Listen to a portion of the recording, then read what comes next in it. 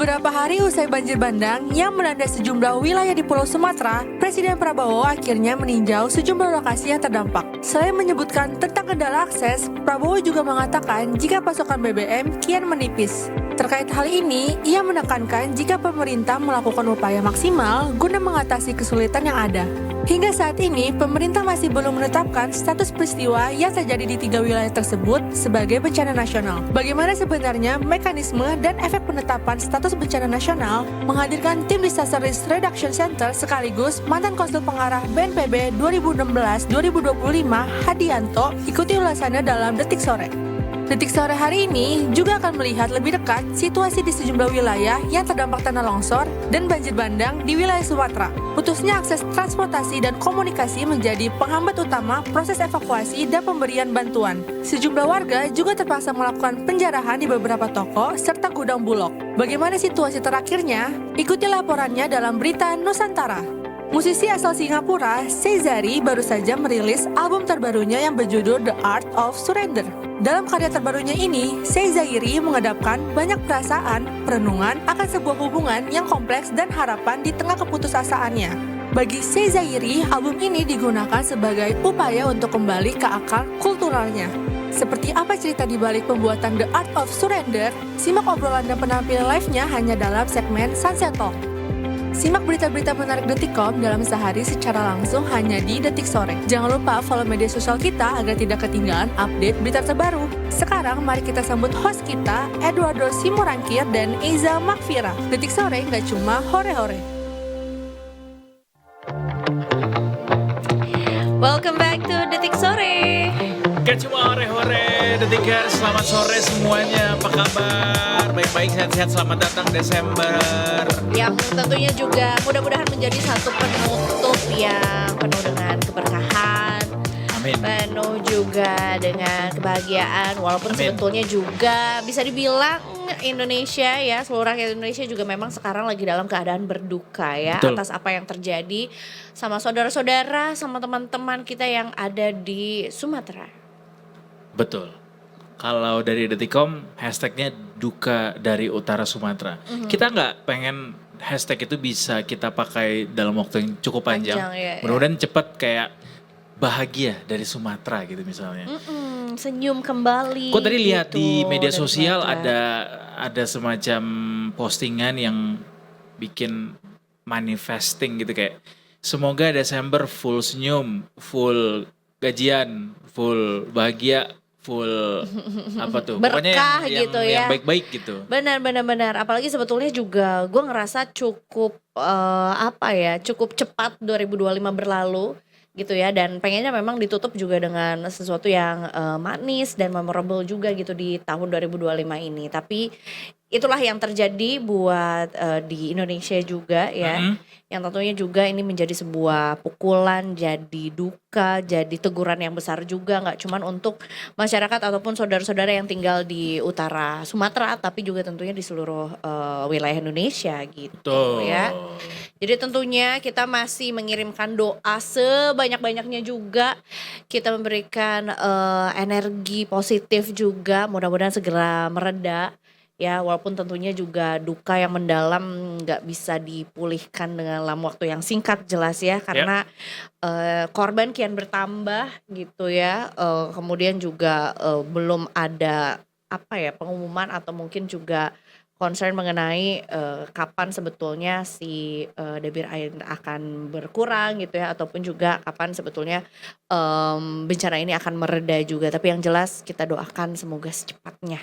Kalau dilihat dari berita yang sudah dihimpun sama Detikcom sejauh ini, Detikers, Presiden Prabowo yang tadi pagi sudah menuju ke lokasi langsung begitu ya, dan juga beberapa menteri juga ada yang ke sana.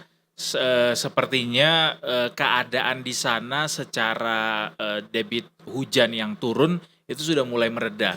Sebagaimana juga beberapa ruas jalan yang tadinya juga sudah terputus, saat ini sudah mulai ada yang tersambung, walaupun beberapa di antaranya juga masih ada yang masih harus dibuka isolasinya begitu ya. Saking banyaknya sebenarnya ruas-ruas jalan yang terisolir, terputus begitu. kita juga cukup kesulitan sebenarnya untuk menghimpun apa saja bagian-bagian ruas jalan update-nya yang sudah terperbaiki begitu. Kalau dari Kementerian Pekerjaan Umum sih kemarin bilangnya update terakhir di hari Minggu itu masih ada sekitar 10-15 kilometer untuk jalan Tarutung Sibolga jalan nasionalnya yang masih terisolir begitu. Iya ya, ini kalau dilihat dari videonya Kak, sebetulnya kunjungan ini bukan untuk mengunjungi saudara-saudara atau daerah yang juga terkena bencana ya, tanpa ada garis polisi garis kuning itu, ini sebenarnya view-nya indah banget Sumatera di setiap sudutnya ya. Tapi sayangnya ya kunjungan ini malah jadi jadi sesuatu yang bukan sesuatu yang bisa diingat secara manis gitu ya, karena memang kunjungannya adalah untuk melihat sejauh mana bencana ini melanda Pulau Betul. Sumatera bagian utara begitu. Jadi ini Presiden Prabowo meninjau jembatan di Pantai Dona kalau nggak salah ya yang ini ya. Karena memang juga ada beberapa daerah yang yang dikunjungi ya. Dari sebelumnya sudah ke Tapanuli Tengah, kemudian juga direncanakan juga harusnya juga sudah ya di hari yang sama juga ke Kuacane Aceh Tenggara. Ya, dan ada jembatan Pantai Dona yang dikunjungi yang juga merupakan salah satu area yang terdampak banjir gitu. Nah, ini update terakhir per siang tadi sebetulnya ya. Untuk Sumatera Utara korban meninggal 217 orang. Korban hilang 209 orang. Sementara di Provinsi Aceh, korban meninggal 96 orang, hilang 75 orang, dan Sumatera Barat korban meninggal 132 orang dan korban hilang 118 orang. Kalau diakumulasi, sepertinya korban meninggal dan korban hilang hampir mirip-mirip angkanya, di angka 400-an. Sampai saat ini tim juga masih terus bekerja, baik itu membuka wilayah-wilayah yang terisolir, termasuk juga mencari korban-korban yang hilang ini. Kalau di media sosial kita lihatnya begitu dramatis ya, beberapa video bagaimana upaya pencarian dilakukan, termasuk upaya pencarian dilakukan oleh anggota keluarganya sendiri begitu. Iya, itu salah satu yang di-post sama Detikcom juga ya, seorang ayah yang mencari istri anak dan juga anaknya, benar. gitu. Menempuh perjalanan ya puluhan kilometer gitu, berjalan kaki untuk mencari anggota keluarganya yang masih belum ditemukan juga. Termasuk juga ada salah satu potongan video juga proses evakuasi yang dilakukan sama warga yang menggunakan kabel listrik bekas yang dibuat seperti semacam ini ya alat bantu. Iya, untuk kalau kita mungkin miripnya ke Flying Fox, but it's not in a fun way gitu ya, karena jadi dibuat katrol orang. Betul, karena memang di jalanan atau entah ya apakah itu jalanan atau mungkin itu jembatan sudah benar-benar sudah tidak terlihat dan arus di bawahnya tuh cukup deras juga gitu. Jadi memang juga misi penyelamatan dan evakuasi juga sekarang udah nggak melihat siapa yang ditolong gitu, apakah itu anggota keluarganya, tetangganya, bahkan bisa dilakukan oleh ya siapapun yang memang melihat kesempatan untuk bisa mengevakuasi dan juga misi penyelamatan gitu.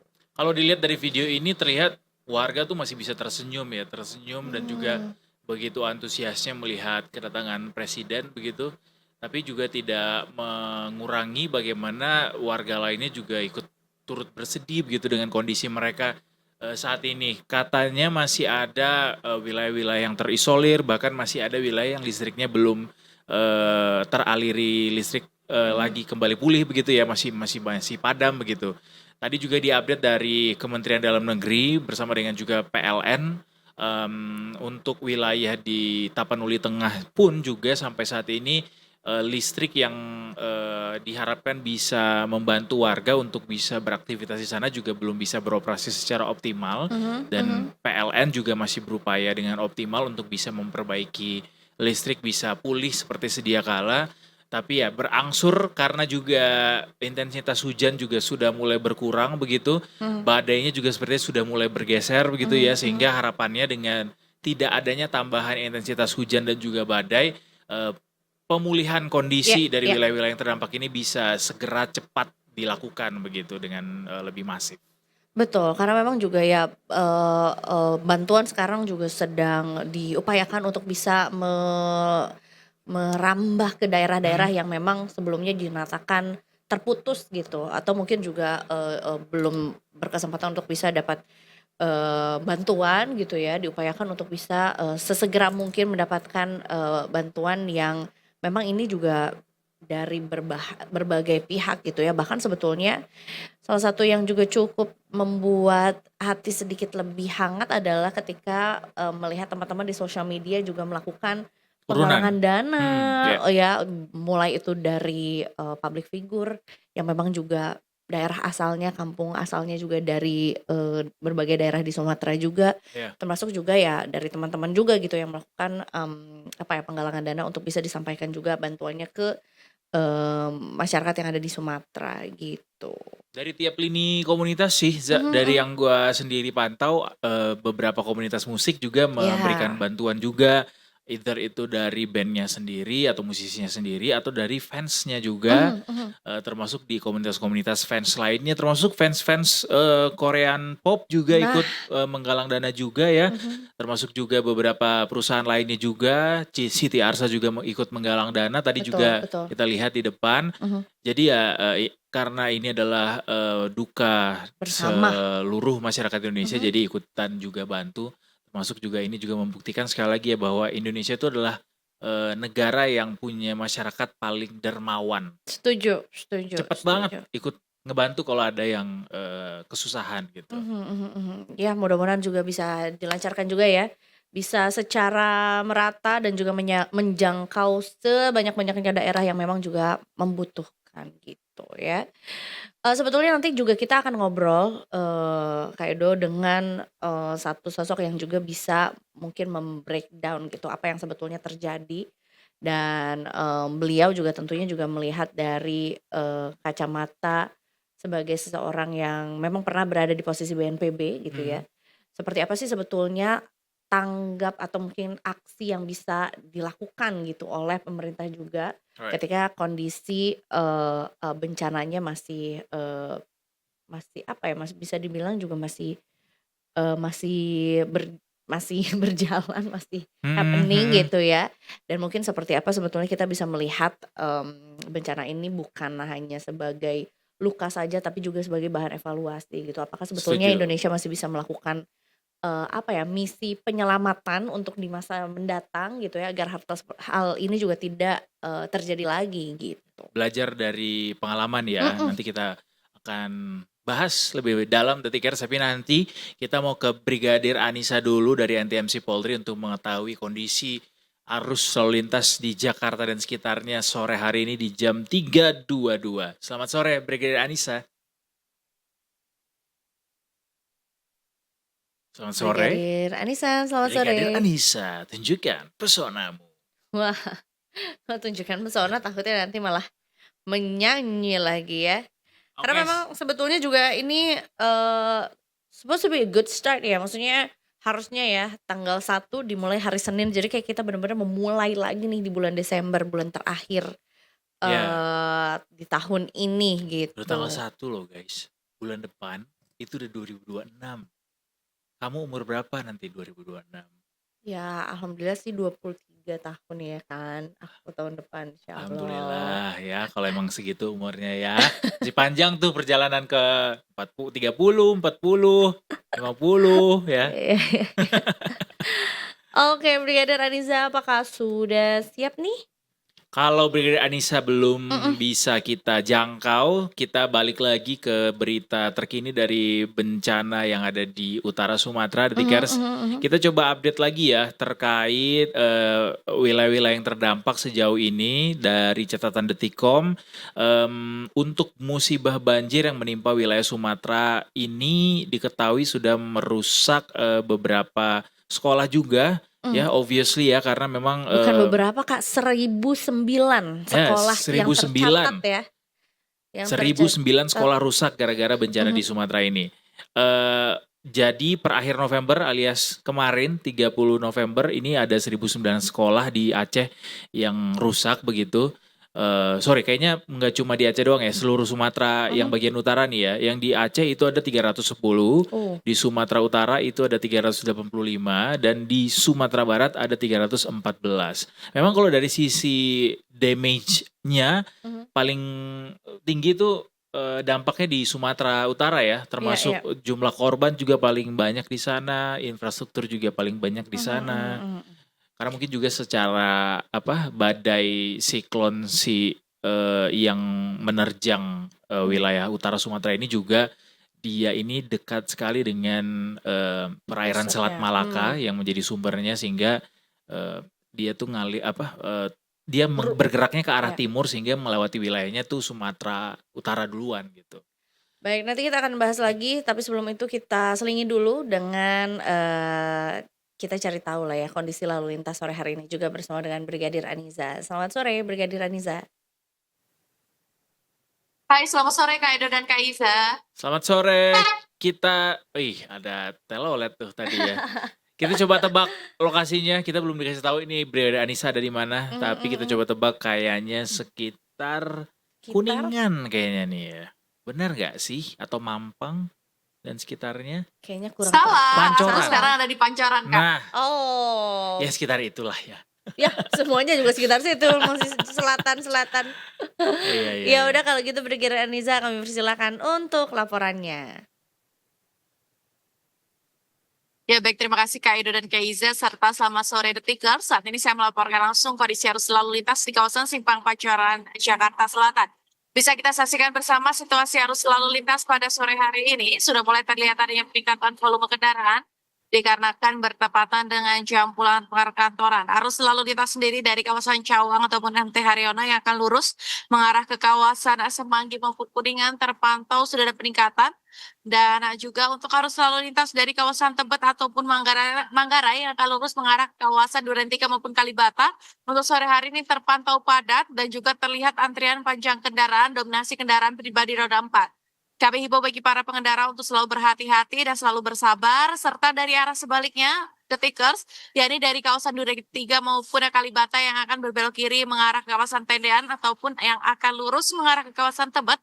Situasi arus lalu lintasnya terpantau ramai, namun ketersendatan pada pagi hari, maksud kami ketersendatan pada sore hari ini terjadi dikarenakan antrian panjang traffic light dan juga peningkatan volume kendaraan menjelang jam pulang perkantoran.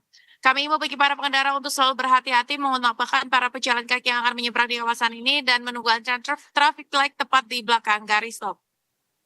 Dan untuk arus lalu lintas dari kawasan Tendean ataupun Kuningan yang akan lurus mengarah ke kawasan Cawang ataupun MT Haryono terpantau masih dalam keadaan kondusif lancar. Dan kami himbau bagi para pengendara untuk selalu berhati-hati memperhatikan arah dan himbauan petugas kami yang ada di lapangan. Dan juga kami informasikan bahwa mengingat kondisi cuaca pada sore hari ini yang sudah cukup mendung, kami menghimbau khususnya untuk kendaraan roda 2 untuk selalu berhati-hati dan untuk tidak menggunakan jas hujan jenis ponco karena dapat membahayakan diri Anda pribadi maupun pengguna jalan lainnya. Dan juga kami himbau untuk tidak berteduh di bawah flyover sehingga nanti mengakibatkan penumpukan dan juga ketersendatan arus lalu lintas. Dan untuk kendaraan roda 4 kami menghimbau untuk pastikan kaca wiper Anda berfungsi dengan baik guna menjaga jarak pandang Anda dalam berkendara. Dan juga kami informasikan bagi para pengendara untuk selalu berhati-hati menjaga kesehatan dan juga pastikan kondisi kendaraan Anda dalam keadaan yang baik sebelum Anda melakukan perjalanan. Dan untuk mengupdate bagaimana kondisi arus lalu lintas terkini, kami siap melayani Anda di nomor 15169 atau juga dapat melalui SMS Center di nomor 9119. Itulah informasi pada sore hari ini. Silakan kembali ke Kak Edo dan Kak Iza di studio. Terima kasih banyak atas laporannya Brigadir Aniza. Tapi saya jadi penasaran di belakang itu pada jualan apa ya? Betul. Kayaknya menarik ya Iya. di tengah cuaca yang cukup panas ini. Ketoprak cocok tuh pakai kerupuk ketoprak ya. Cabenya 2. Silakan Brigadir Anissa melanjutkan aktivitas. Terima kasih atas laporannya sekali lagi. Selamat sore. Terima kasih Kak Edo Selamat dan Kak Iza. sore. Aduh, gue jadi keinget juga ya kayak salah satu menurut gue ya sarapan grande dan cukup mewah Ketoprak. kalau misalnya lagi kayak aduh akan hari gue agak panjang banget nih kemarin. Hari ini kayaknya kita mulai dengan lebih spektakuler, yaitu adalah sarapan Padang sih dari Ajo-Ajo. Pernah nggak sarapan? Enggak, Bukan nasi Padang tapi sarapan Padang naon? sajian Oh ini, kayak makanan lontong. Padang, iya kayak lontong Padang, abis gitu Oh. apa bubur kampiun, Paham. abis gitu Tahu. apa tuh yang bulat-bulat itu tuh, Salalawa namanya. iya ya Bulat, kuning, kuning digoreng gitu, ya kan. kayak bola ubi tapi Betul, bukan. ya tapi dia lebih Namanya savory. salalawa. Coba ngomong salalawa. Salalawa, Lama bano rasanya. lama bano rasanya tambua cie. Mantap, unik kok. Terus Lanjut. kayak telur gitu kan, grande kan, itu tuh sarapan Grande. grande juga, jadi Lemak-lemak, lomo-lomo itu artinya BABI ya teman-teman semuanya ya. Kak, Nama hewan enggak kan. dia Jadi buat kita gitu jadi Detikers. hilang fokus. Ya maksudnya Ini- gue ngebayangin kayak sarapan itu tuh kebayang para Ajo nih lagi juga berduka gitu. Iyalah pasti sarapannya. ya. Tapi gue baru dengar tuh kalau sarapan nasi Padang. Gue sendiri Bukan orang nasi. yang orangnya Padang banget sih, Padang banget. Karena hari-hari di masa tumbuh dan besar ya, di Pekanbaru tuh selalu pasti, bukan selalu, most of the time kita makan nasi Padang pasti. Dan katanya juga jumlah Tapi- rumah makan Padang di Pekanbaru lebih banyak daripada di Padangnya sendiri. Karena orang Padangnya sendiri kenapa? Bisa masak sendiri. Oh ya bisa. Iya kan? Bisa. Kayak gue juga cukup kayak gue nggak kebayang kalau gue harus terlahir di Padang terus gak bisa masak tuh kayaknya pressure. Pressure ya, tekanan tuh. Tekanan. Tapi yang jelas lagi-lagi mungkin kita akan kembali juga ke ya apa yang terjadi sebetulnya ya di Pulau Sumatera bagian utara juga. Jadi ini salah satu yang juga cukup apa ya banyak menarik perhatian adalah Sibolga ya di Sumatera Utara juga. Nah, Wilayah pesisir tuh. karena memang juga I think that is the place where the water entry gitu ya kayaknya, atau gimana Kak? Iya Karena juga. juga terdampak cukup paling parah lah gitu ya. Iya. Salah satu yang paling parah juga Sibolga Betul. kan. Gitu. Nah, ini juga termasuk satu daerah yang juga cukup ya selain cukup parah juga cukup sulit untuk dijangkau karena memang Betul, juga terisolasi dia. terisolasi. Disebutkan sama BNPB bahwa 40 km jalan lintas Tarutung Sibolga ini tuh sempat terputus, tapi per hari ini dikabarkan bahwa sudah berhasil ditembus oleh tim gabungan menggunakan alat berat. Oh sudah ya berarti ya. Jadi Ya. masih dilakukan upaya untuk terus menembus jalur yang masih tertutup longsor untuk akhirnya juga bisa menyampaikan atau memberikan bantuan kepada masyarakat yang masih terisolir di sana. Jadi sebagai Gitu. gambaran, Sibolga ini adalah kota pesisir, kota pelabuhan, Za. Jadi ikan tuh datang dari sana juga termasuk Ah, suplai ikan oke. gitu ya. Jadi di sana juga ada pelabuhan besar juga, pelabuhan Samudra kalau nggak salah levelnya. Jadi jadi salah satu apa ya wilayah yang cukup sentral gitu untuk daerah Tapanuli Utara mendapatkan suplai bahan baku dan segala macam gitu. Nah, makanya ketika aksesnya ini tertutup, jadinya jadi salah satu apa ya masalah juga buat wilayah di masing-masing lokasi gitu, baik itu di Tarutungnya maupun juga Sibolganya. Termasuk bagaimana ada ini ya, apa namanya penjarahan juga yang terjadi di Sibolga kan itu lokasinya. Betul, di apa tuh namanya sebuah supermarket, Minimarket. gitu ya. Yang sempat juga akhirnya ada klarifikasi. Jadi salah satu yang menjarah itu membuat video bahwa beliau ini mengambil beberapa mie instan dari mie Alfamart tersebut ya. Minimarketnya adalah Alfamart sehingga beliau berjanji nanti ketika kondisi sudah membaik beliau akan bayar itu semua yang diambil dan minta maaf karena sudah melakukan penjarahan. Nanti sebetulnya kita juga punya laporan langsung dari Sumatera Utara? Ya betul, mengenai specifically mengenai penjarahan yang sebetulnya juga terjadi di sana ya. Nanti kita nantikan juga laporan langsung dari reporter Detikom di sana. Kita akan break dulu. Nanti setelah ini kita masih akan kembali juga. Masih banyak juga dari berita Nusantara yang akan kita sampaikan juga buat Detikers ya. Jangan kemana-mana, tentunya masih di Detik Sore. Gak cuma hore-hore.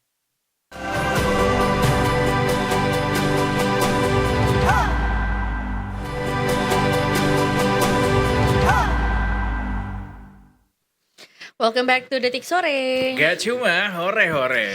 Ini di-update langsung sama Detikers juga, since kita memang live juga ya. 15.43 Selatan Jakarta, hujan deras, ras banget. Karena Deras. sebenarnya kalau hujan deras aja tuh akan kedengeran rintik. Kalau ini tuh bahkan kita di dalam ruangan, di dalam studio pun juga Betul.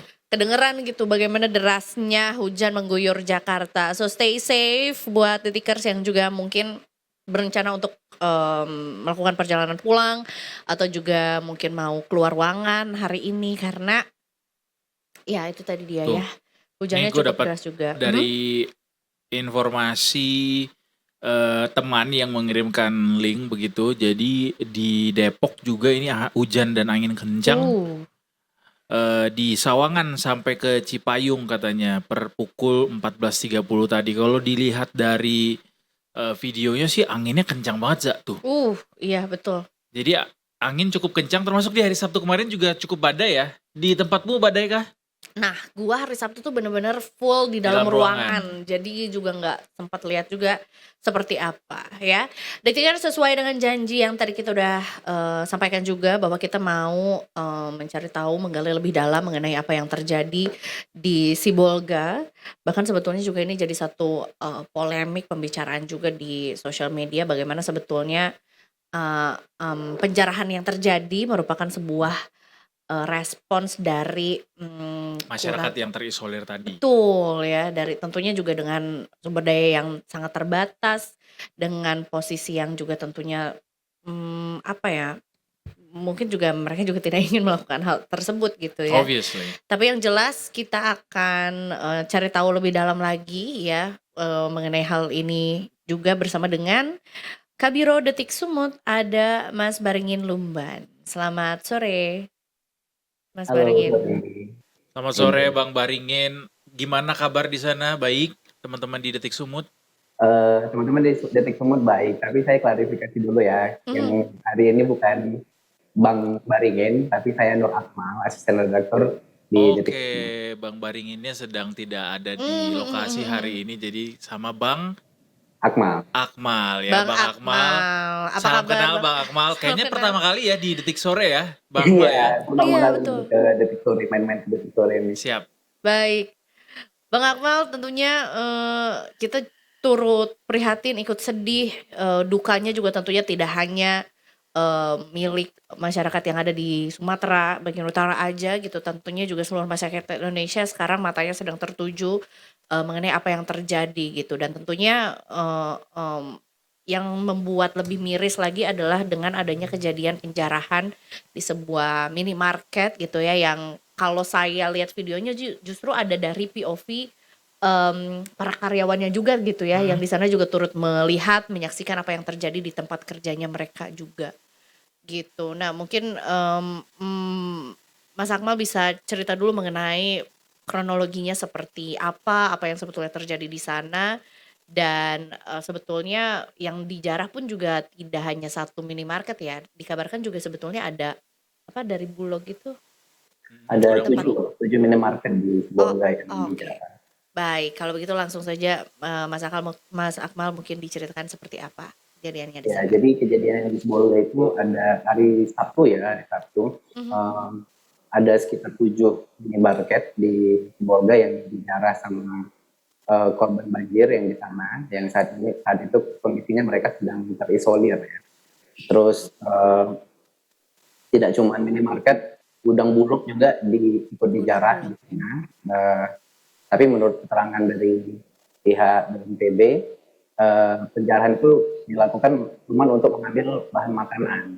Nah, jadi baik di minimarket ataupun di gudang Bulog itu yang diambil adalah bahan-bahan makanan, gitu. Tidak sampai merusak fasilitas yang ada di minimarket itu. Baik, Nah, jadi ada 7. kejadian itu bantuan atau logistik dari Pemprov Sumut itu belum sampai karena masih ada kendala akses ya. Gubernur Sumut, Bobi Nasution udah terbang ke sana, cuman bantuannya belum tiba waktu itu mungkin. Jadi masyarakat yang mulai khawatir nih dengan menipisnya stok logistik yang ada di sana diduga melakukan penjarahan gitu. Baik, Baik. penjarahannya sendiri ini kan yang tercatat ada 7 minimarket gitu dan juga ada gudang Bulog juga. Apakah ini semuanya terjadi di Sibolga atau mungkin sebetulnya ada daerah-daerah lain yang juga Ya. mengalami hal yang serupa? Yang kita dapat informasinya juga terjadi di Tapanuli Tengah ya. Hmm. Minimarket juga yang ikut dijarah masyarakat yang juga mengambil bahan-bahan pokok makanan yang ada di sana. Tapi Bang Akmal mungkin boleh cerita seberapa parah lokasi tempat terjadinya penjarahan tersebut, walaupun kita tidak berusaha untuk membenarkan perilaku masyarakat yang melakukan penjarahan ya, tapi seberapa parah Bang Akmal lokasinya hingga sampai warga terpaksa melakukan itu? Iya, sampai hari kejadian ya, dari mulai awal banjir itu sampai hari Sabtu akhirnya baru bisa sampai ke sana ini ya bantuan ya. Jadi mereka bertahan dari mungkin dari hari pertama banjir itu dengan logistik yang seadanya. Memang daerah Sibolga itu waktu itu terisolir baik dari komunikasi maupun listrik juga di sana putus. Jadi masyarakatnya benar-benar terisolir lah, gitu. Tidak dapat bantuan dari pihak pemerintah, belum sampai juga. Nah, bantuan juga udah diterbangkan ke sana melalui udara dan dari hari Sabtunya itu sebenarnya udah tiba gitu bantuan di Sibolga. Tapi keburu dijarah nih sama warga yang ada di sana.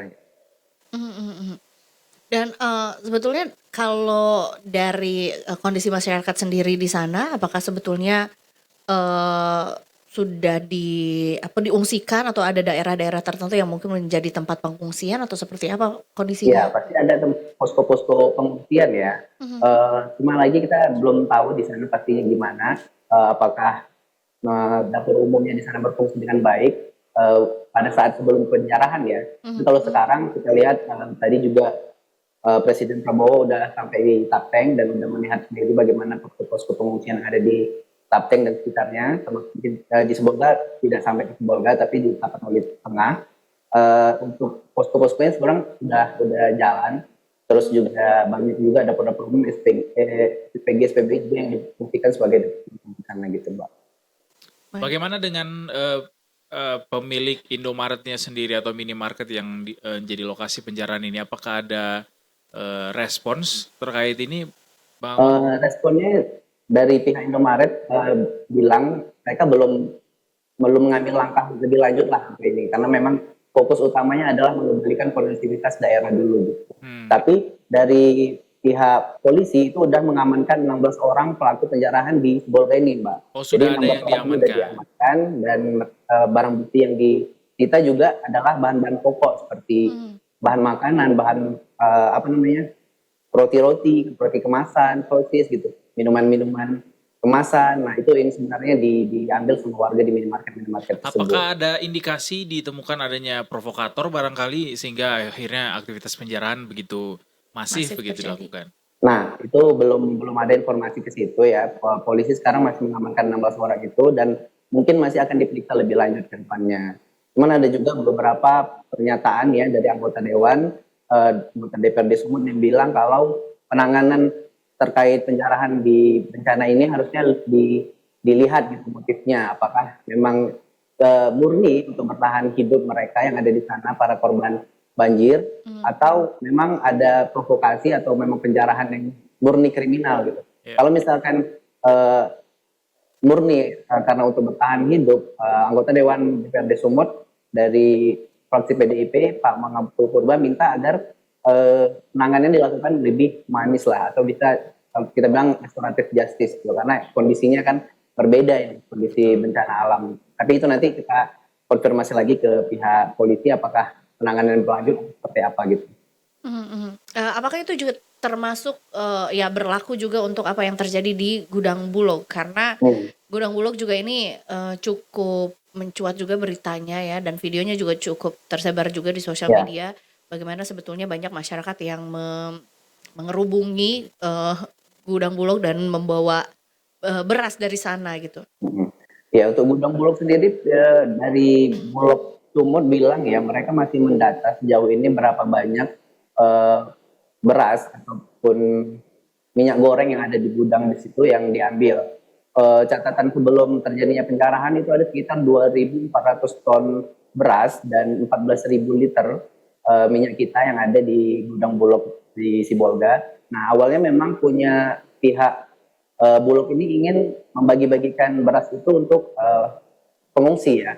Tapi sebelum dibagikan, mereka masih menunggu nih arahan dari Pemda setempat untuk dibagi-bagikan, tapi keburu dijarah gitu sama warga. Nah, untuk data berapa banyak yang diambil dan berapa banyak sisa yang ada di gudang itu masih dalam pendataan. Untuk penanganan lebih lanjut untuk terkait penjarahan ini juga belum ada pembicaraan ke situ ya. Mereka fokus pada pengembalian kondusivitas daerah dulu gitu. Keterangan dari pihak Bulog Sumut. Ya, dengan keadaan ya diharapkan sih sebetulnya dengan keadaan cuaca yang sekarang sudah tidak sederas Membaik. sebelumnya hujannya dan sekian membaik juga. Dan kemudian juga sekarang bantuan juga sudah didistribusikan. Ada informasi nggak Mas sebetulnya sudah sampai mana atau mungkin progres mengenai pendistribusian bantuan dari pemerintah pusat misalnya atau mungkin dari daerah juga mengenai daerah-daerah yang sebelumnya cukup terisolir, Mas? Iya, untuk daerah-daerah yang terisolir khususnya di Sibolga tadi ya, Sibolga dan Tapteng itu saat ini Gubernur Sumut Bobi Nasution masih di lokasi ya. Kalau kita pantau media sosial Bobi Nasution ataupun juga dari keterangan dari pihak Pemprov, itu bantuan masih terus disalurkan melalui udara. Kemudian dari pihak pemerintah pusat juga tadi barusan Presiden Prabowo udah tiba di Tapteng dan sudah memberikan bantuan-bantuan juga dan arahan juga ke penanganan setempat itu agar utamanya konsumsi masyarakat atau konsumsi daripada para korban banjir supaya diperhatikan. Kemudian pembukaan akses jalan supaya bantuan bisa lebih lancar, itu menjadi poin-poin penting dari Presiden Prabowo tadi ya untuk berkunjung ke Tapteng sebentar. Kemudian Presiden juga lanjut ke Kota Cane Aceh yang juga jadi salah satu titik parah ya di Aceh, kemudian lanjut lagi ke Sumbar. Nah, itu begitu laporannya. Apakah masih ada akses jalan yang terputus, Bang Masih Akmal? beberapa titik di lokasi masih ada yang terputus. Nah, untuk ke Sibolga kemarin dari hari Sabtu sebenarnya udah dibuka, tapi jalurnya itu agak muter sedikit tuh. Jadi dia melalui Aceh sedikit ke Subulu Salam. Nah, tadi informasi yang disampaikan oleh Mas Edo dan Enda juga benar. Sudah bisa dibuka, sudah bisa dilewati jalur dan melalui alat berat ya. Kita harapkan ke depan bisa segeralah dari akses-akses darat itu bisa segera terbuka. Jadi bantuan-bantuan dari banyak pihak, termasuk dari Pemprov lainnya, itu udah banyak tuh. Kemarin dari Jatim udah menyampaikan bantuan 5 miliar ya untuk korban bencana di Sumut. Nah, tapi belum bisa tersalurkan semua. Nah, melalui kalau nanti udah terbuka jalur darat mungkin bantuan-bantuannya bisa segera disalurkan. Daerah mana Mas yang mungkin cukup masih butuh lebih banyak perhatian juga dengan damage dari bencana ini? Ya. Yang paling parah itu titiknya di Tapanuli Tengah ya, dengan korban jiwa juga paling banyak di Tapanuli Tengah. Untuk update terkini korban jiwa yang di Sumut aja itu udah ada 240 korban tewas dan 182 orang masih hilang. Dan yang paling parah terdampak adalah Tapanuli Tengah dengan korban jiwa 82 orang.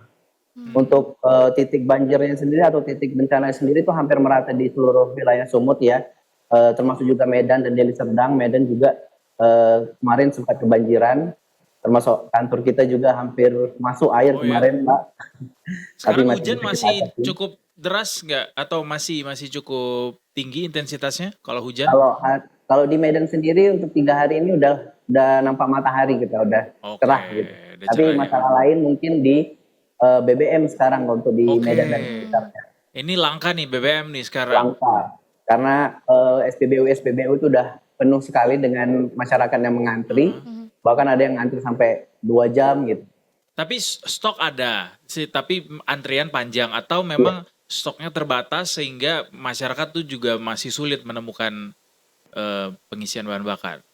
Menurut keterangan dari Pertamina Sumbagut ya, mereka memastikan kalau stok itu aman. Tapi masyarakat ini mungkin masih ada yang masih panik buying, jadi masih banyak yang mengantri gitu di SPBU. Bahkan kita lihat kalau banyak orang yang memberikan share di media sosial, ngantri dari dini hari gitu sampai sore sampai malam juga masih mengantri. Di Medannya juga begitu?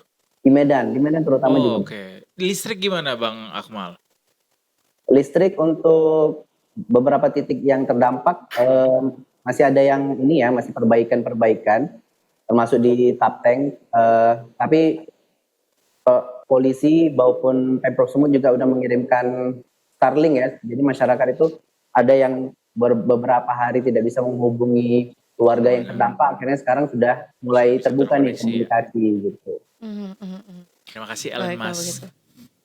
Ya kan dia yang punya ya Iya Starlink-nya ya. sih, iya. Tapi ya mudah-mudahan hal seperti ini tidak terjadi lagi ya Mas ya, dan mudah-mudahan juga seluruh bantuan dari berbagai daerah, dari seluruh lapisan masyarakat gitu ya bisa terdistribusikan juga dengan baik, sehingga masyarakat di sana juga ya setidaknya gitu kebutuhan dasarnya tuh terpenuhi gitu Betul ya. sekali. Ya kita nggak Berangsur ingin lah. ada lagi penjarahan-penjarahan yang sama ini Betul. terjadi. Semoga bantuan-bantuan dari pemerintah pusat atau pemerintah daerah bisa segera sampai nih ke mereka yang membutuhkan. Baik, Amin. semoga seiring badainya mereda, kondisi juga berangsur membaik juga ya di sana ya. Terima kasih. Anyway, Bang Akmal untuk laporannya. Silakan selamat bertugas kembali dan sehat-sehat dan salam buat teman-teman semua yang ada di Detik Summit ya. Stay safe terus Bang Akmal, terima kasih. Selamat sore. Sore. Itu gelasnya gorengan sore, enak kayaknya tuh gorengan sore. Gue dari tadi tuh kayak ada sore-sorenya apa ya itu, gue I cannot capture. Gorengan sore Oh gorengan ternyata. sore ya, kita kayaknya Iya. harus bikin merchandise sore. Sore. Film. Enggak, band, sore the Oh, band. sore the Kok gue band. gak nanya sih Kak, kayak how are your family in Pekanbaru? Ada, maksudnya Kalau di Pekanbaru nggak hujan aja. Kalau Oh. di Tarutungnya juga hujan aja. Puji Tuhannya nggak ada kerusakan infrastruktur atau banjir bandang. Kalau di Medan kebetulan di sana juga nggak ada saudara dekat begitu ya, sehingga sejauh ini sih puji Tuhannya aman-aman. Iya, karena aku sempat dengar juga kalau di Medan tuh sebagian besar, walaupun mungkin tidak semua daerah Medan terdampak, tapi justru sebagian besarnya tuh dengan ya macam-macam ya, ada yang cukup parah sampai menghancurkan rumah atau merusak rumah, ada yang juga memang cukup dangkal banjirnya, tapi ya tetap aja ya. Tetap banjir aja adalah banjir. damaging gitu You ya. know what? Kemarin gue kayak pertama kali gue ngerasain sensasi banjir di Jakarta. Di Masa? Condet. Oh, kapan? Gue hari Sabtu ada di Condet, and then hujan turun cukup deras di sana. Dan Ada lama. warga Condet di sini? Gak ada ya? Pernah di Condet? Condet tuh termasuk wilayah yang cukup rentan sama banjir kan ya? Di Condet ya enggak. Tapi dekat sama Oke. kali. Siap. Oh, dekat di situ Kali Ciliwung. Iya, jadi hujannya tuh cukup deras dan angin kencang sehingga dalam beberapa menit kayak 15-20 menit tuh nungguin. Gue ada di warung waktu itu, terus nungguin hujannya reda biar bisa lanjut lagi. 15 menit, 20 menit gue tungguin nggak reda-reda, and then itu si jalannya udah Meluap. naik terus si airnya sampai nutupin si paritnya juga. Terus akhirnya nggak bisa nih. Sebenarnya cuman jarak 100 meter doang gue harus jalannya. And then udah daripada dia makin tinggi lagi, gue terjang aja. Pas gue terjang, udah lebih di atas mata kaki airnya Ngeri. dan Lo tuh nyeret gitu. menerjang tuh maksudnya jalan kaki. Jalan kaki. Jalan Yang kaki bahaya 100 tuh meter sebenarnya. doang. Iya, tapi kan sebenarnya tadi lu sempat mention bahwa itu ada parit yang meluap abis gitu Betul. sampai ketutup juga. Justru Betul. yang sebenarnya yang bahaya untuk pejalan kaki dan yang naik motor, kendaraan motor tuh adalah ketika nggak kelihatan tuh parit, lubang Memang. jalan, selokan apa sampai mana dan bisa masuk sana. Betul, gitu. termasuk bakteri-bakteri yang ada di dalamnya tentunya ya. Karena itu airnya udah bercampur semuanya. Sama Ya air ampun. Thai tea, sama air got, sama Matcha. air matcha tuh udah bergabung semua di situ. Jadi gue ngebayangin kayak gini aja gue udah ngeluh. Apalagi orang-orang yang diterjang banjir bandang gitu bersama dengan balok-balok kayu yang itu tidak Kecil. kecil dan Tidak tidak sedikit. copot dari pohonnya ya. Benar. Sudah digunting itu pohon dari pohonnya. Nanti kita bahas lebih lanjut juga sebetulnya ya. Kita nanti akan ngobrol juga bersama dengan mantan konsul pengarah BNPB 2016-2025 Right. juga ya dari tim Disaster Risk Reduction Center. Setelah ini tapi kita break dulu sejenak ya. Nanti kita akan balik lagi masih di Detik Sore. Gak cuma hore-hore.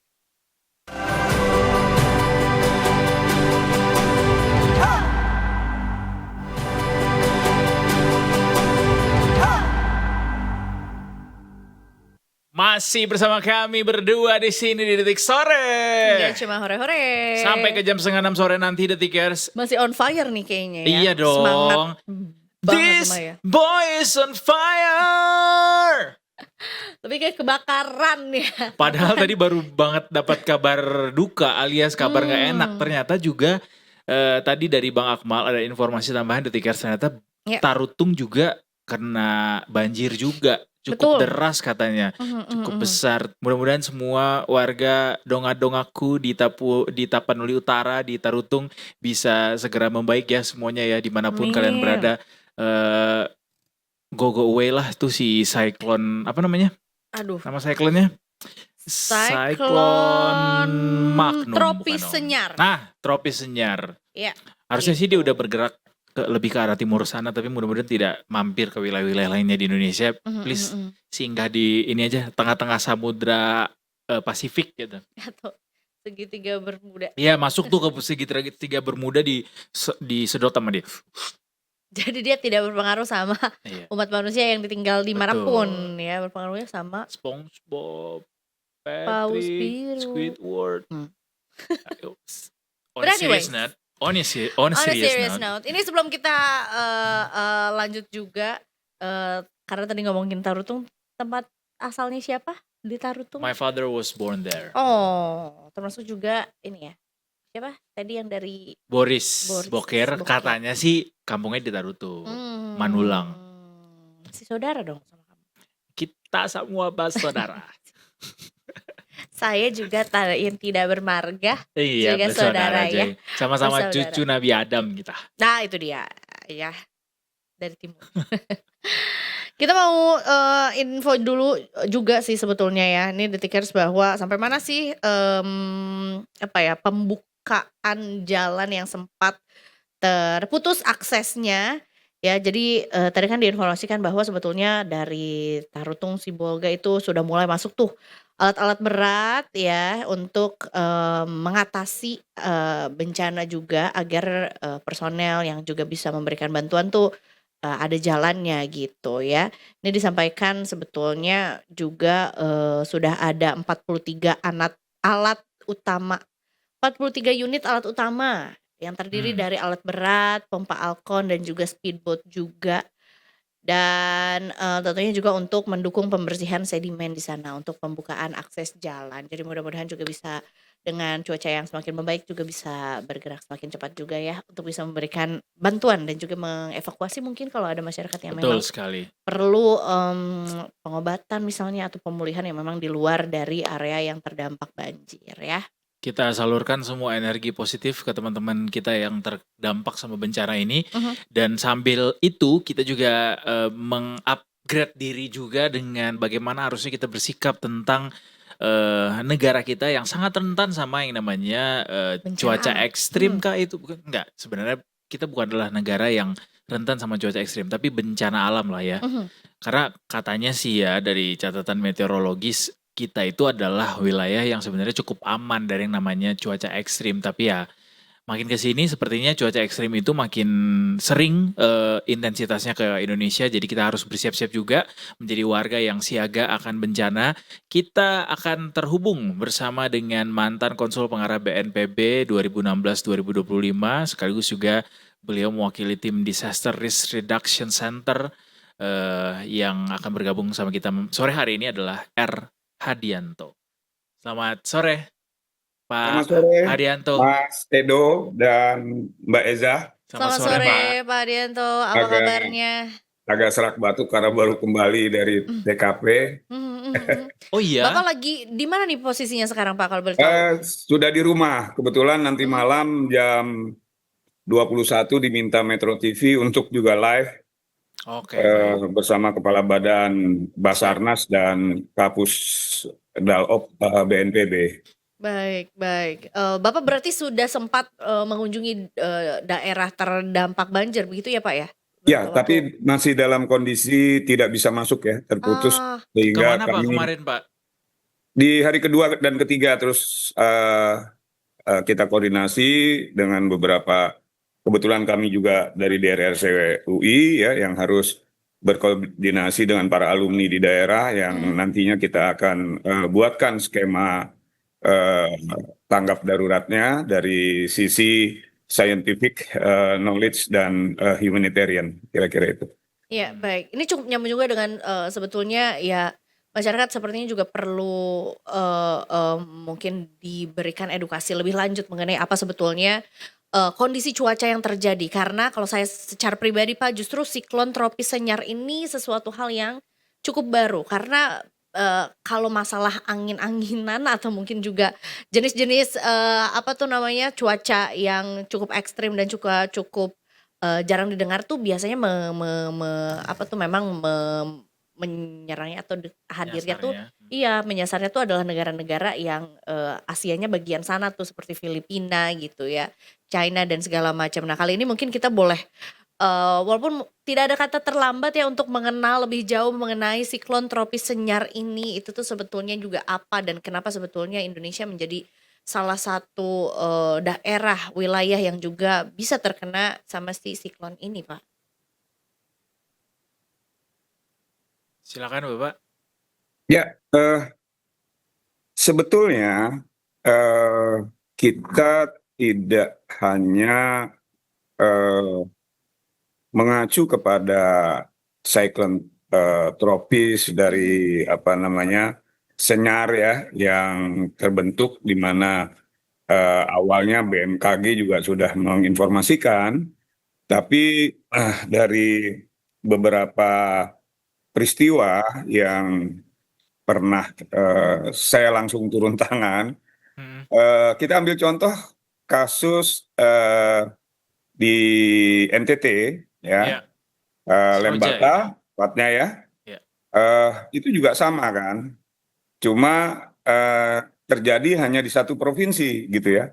Nah ini cycle tropis ini dalam 24 jam dia sudah bergerak ke arah barat ya hingga masuk ke daratan Aceh, terus secara 48 jam dia juga bergerak dan terus sampai ke satu wilayah ya yang sekarang ini kita sudah kenal, masuk di wilayah Tapanuli, Kepulauan Riau, ya Sumatera Barat, ya, dan pada hari kedua dan ketiga depan, siapa yang tahu gerakan itu, gitu ya? Sehingga sebetulnya ada kisi-kisi manajemen bencana yang harus dikuasai ya dengan cukup sederhana dalam konsep be aware, be prepare, and be ready. Nah ini yang tentunya selain dari tadi siklon tadi ya, yang kita bahas pergerakannya yang cukup masuk ke dalam sebuah kategori sedang, artinya dia bisa turun naik di dalam sebuah konsep pergerakannya. Kira-kira itu.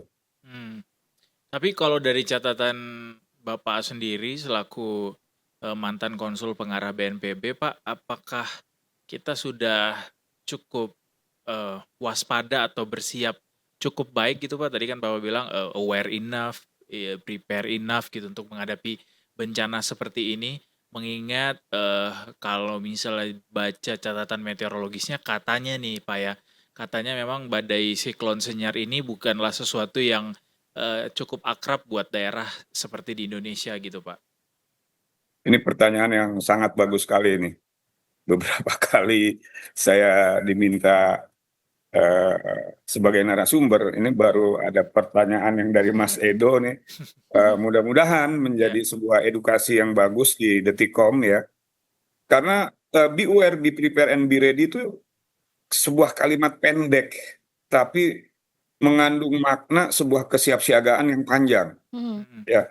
Jadi di dalam sebuah operasional kegiatan kebencanaan, kita itu harus memahami apa yang disebut dengan manajemen bencana. Ya, manajemen bencana itu dimulai dari proses mitigasi, ya, kemudian kesiapsiagaan, ya, kemudian respon, ya, dan juga tentunya di situ yang paling penting adalah edukasi. Nah, kalau peristiwanya masih di satu satu tempat gitu ya, mungkin tidak terlalu berat seperti ini. Ini saya katakan berat, sangat berat. Mhm. Namun karena Bapak Presiden kita begitu cepat tanggap ya, dengan memerintahkan sebuah kebijakan bahwa kita kekuatan nasional full harus turun, TNI, Polri, BNPB, Basarnas, dan semua elemen kementerian serta masyarakat tentunya di sini relawan. Ini sebuah keputusan yang amat taktis, ya. Tapi sebetulnya ini berat, Mas, berat sekali, Hmm. ya, karena saya baru 35 tahun di dunia bencana, ya. Hmm. Dan saya di lapangan terus-menerus. Terakhir kemarin saya operasional di Turki. Hmm. Ini di 3 wilayah secara random.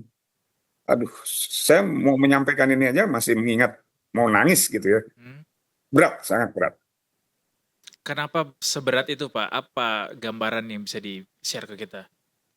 Karena dalam konteks kesiapsiagaan itu kan ada berbagai faktor, ya. Tapi juga kita harus melihat sisi katakanlah dampak dari siklon itu sendiri, adanya hujan lebat yang menimbulkan banjir. Tapi infrastruktur di daerah kan juga belum kita tahu, ya. Kemudian angin kencang, ya, gelombang tinggi dan badai laut, unpredictable itu semua sifatnya. Hmm. Dan akhirnya itu masuk ke dalam sebuah proses yang namanya akibat dari itu adalah tanah longsor, ya. Nah, tanah longsor inilah yang tadi pertama saya bilang menimbulkan gangguan. Ya, gangguan apa? Gangguan infrastruktur. Nah, gangguan infrastruktur inilah yang harus kita antisipasi, ya, terjadinya jaringan listrik, kemudian transportasi, ya, kemudian apa namanya, distribusi logistik yang sulit dan seterusnya. Namun demikian, mitigasi dan langkah kesiapsiagaan menurut saya itu adalah segala-galanya di dalam rangka mengikut sertakan masyarakat memantau, ya, yang disebut early warning-nya, ya, dari lembaga resmi seperti BMKG menginformasikan kepada masyarakat, kelompok-kelompok masyarakat yang berada di sepanjang jalur sungai itu. Nah, cuma kan ini terjadi secara acak di 3 provinsi.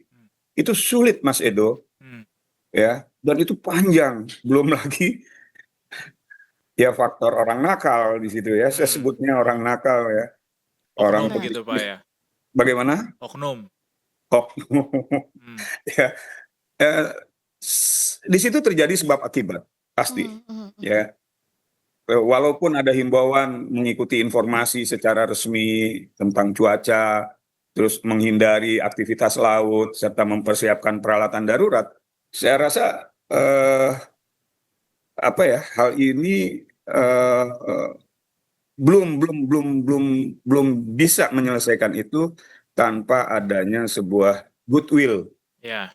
dari stakeholder yang ada dan pentahelik yang bermain bagian daripada stakeholder itu. Artinya Pak Hadianto mau bilang bahwa melihat dampak yang besar dan gawat sekali seperti yang Pak Hadianto share tadi, kita tidak cukup baik dalam mengantisipasi, mitigasi, dan juga persiapan yang kita punya gitu untuk bisa menerjang badai sebesar apapun yang Ya, menghadang di depan mata. itu Mas, be aware, be prepare, and be ready adalah sebuah konsep simple yang mudah diingat. Bagaimana kita aware terhadap sebuah gejala, Dan setelah kita aware terhadap bicara, kita prepare lah gitu ya, menyiapkan segala sesuatu yang sudah terjadi. Dan yang terakhirnya kita siap gitu loh ya. Tapi sekali lagi kalau kita diskusikan kepada orang-orang yang katakanlah kurang memahami makna itu, dia menganggap apa sih gitu ya. Baik. Tapi dengan kejadian ini sesungguhnya berkali-kali loh gitu ya. Dari mulai provinsi di Jawa yang menjadi bagian yang dekat dengan ibu kota negara, tidak sekali dua kali gitu loh ya. Ini harus diambil, dijadikan sebuah scientific Ya. meeting, dijadikan sebuah scientific yang berbasis knowledge yang melahirkan sebuah nilai humanitarian. Ini Mas, dari pertanyaan Mas Edo satu panjang ini di sini gitu. Baik. Dan sebetulnya Pak, dari ya banyak yang mengaitkan bahwa bencana ini juga tidak hanya disebabkan oleh adanya siklon tropis Senyar saja, tapi pun juga dengan kondisi alam begitu ya, yang memang apa sebetulnya terindikasi banyak Kerusakan ekosistem. Iya, kerusakan ekosistem. Kemudian juga dengan adanya video yang tersebar di sosial media mengenai adanya gelondongan kayu yang mengalir gitu ke daerah pantar, yang akhirnya ini menjadi salah satu bukti bahwa sebetulnya ada campur tangan manusia juga di dalamnya gitu. Nah, menurut Bapak sendiri seperti apa, dan kemudian apakah tentunya kita juga masih punya kesempatan untuk bisa memperbaiki gitu dari sisi yang tentunya bisa diperbuat oleh manusia sendiri melalui goodwill itu tadi. Nah, ini saya akhirnya sambil guyon, ini Mbak Eza tertular kemampuan analisisnya yang luar biasa dari Mas Edo ya. Nah, tapi Saya belajar banyak memang Pak. kebetulan saya 9 bulan melakukan riset di Sungai Ciliwung ya. Dalam rangka 2 tahun lalu saya mengambil disertasi saya di Universitas Indonesia. Sungai yang kerap kali dijadikan kambing hitam Pak ya. Musibah banjir ya. Aku nggak mau ke sana, justru aku mau lebih jauh lagi gitu ya, bahwa kan kita tahu ada kelompok advokasi lingkungan yaitu WALHI yang meyakini banjir dan longsor ini tidak bisa dilepaskan dari kerusakan hutan kan gitu ya. Nah, ini kan yang tadi disampaikan Mbak Eza gitu ya. Tapi kita harus tahu betul alur sungai itu kan dari hulu ke hilir, betul ya. Dan hulu itu selalu tinggi Mas, nggak ada hulu itu rendah. Nah, kalau ketinggian itu ada 2 sifat air yang akan muncul, mata air atau air hujan, gitu kan? Genangan. Nah, mata air dan air hujan ada satu sifat sebagai antisipasi dari water mechanism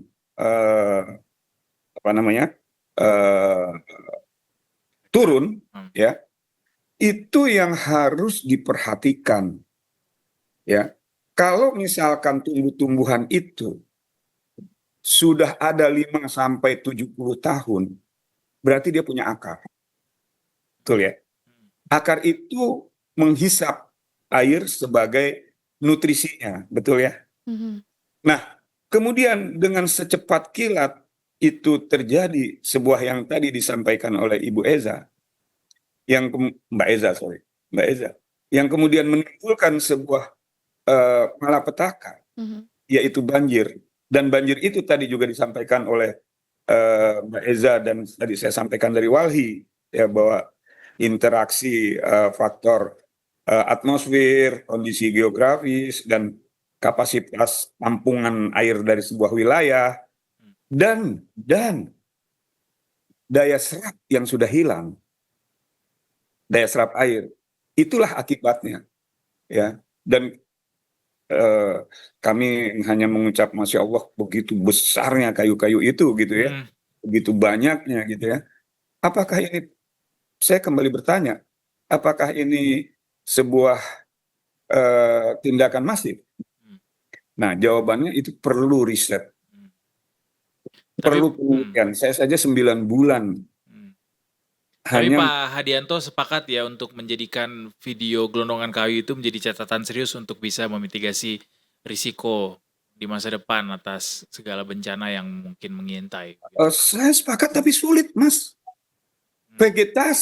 Mitigasi vegetasi adalah sebuah proses keilmuan yang penerapannya sama dengan istilah recovery sumber daya manusia yang memerlukan waktu 70 tahun.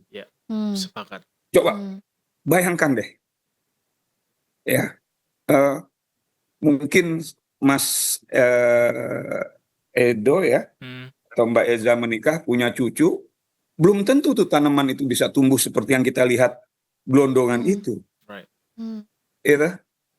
Kemudian secara matematika juga berapa banyak pohon yang setinggi di atas 6 meter itu tumbuh, berapa tahun dia tumbuhnya, ya kan? Nah, ketika itu kita ke bawah, sebetulnya berapa besar akarnya untuk menghisap air, betul kan? Nah, inilah analisis saintifik yang menurut saya di dalam sebuah proses mitigasi vegetasi memerlukan waktu panjang.